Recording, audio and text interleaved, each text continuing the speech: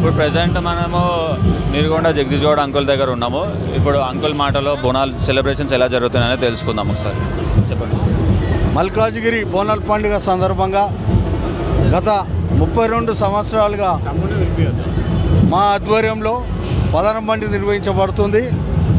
అది భారీ ఎత్తున నిర్వహించబడుతుంది. ఎందుకంటే మల్కాజ్గిరి మహంకాళమ్మ అంటేనే చాలా పవర్ఫుల్. ఇవాళ సికింద్రాబాద్ బోనాలు అయిన అనంతరం మా మల్కేరు బోనాలు అవుతాయి.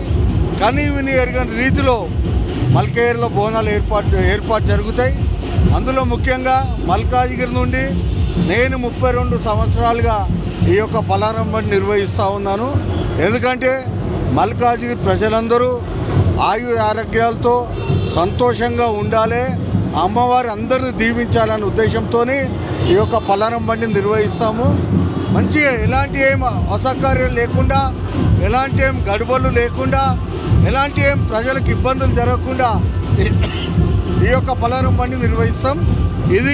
ఈ యొక్క పలారం బండి మేము నిర్వహించేది 32 సంవత్సరాలు. ఈ యొక్క సంవత్సరం 32వ ఏట. అంకుల్ ఇది ఇలాగే కొనసాగాలని చెప్పి నేను కోరుకుంటున్నాను అంకుల్. ఇంకా నెక్స్ట్ ఇయర్ ఇంకా భారీ ఎత్తున మనం చేయాలి.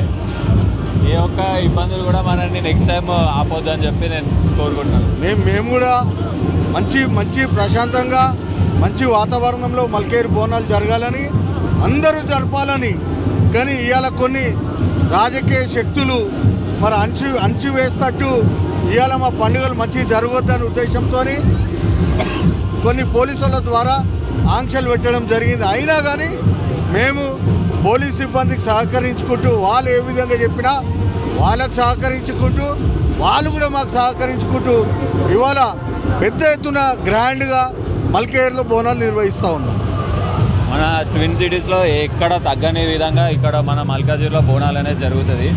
ఇది చాలా మందికి ఏమంటే ట్విన్ సిటీస్లో అందరూ బోనాలు అనగానే సికింద్రాబాదు, లాల్ దర్వాజా అనుకుంటారు. కానీ మల్కాజ్గిరిలో కూడా దానికంటే గ్రాండ్గా జరుగుతుంది అని చెప్పి తెలియదు.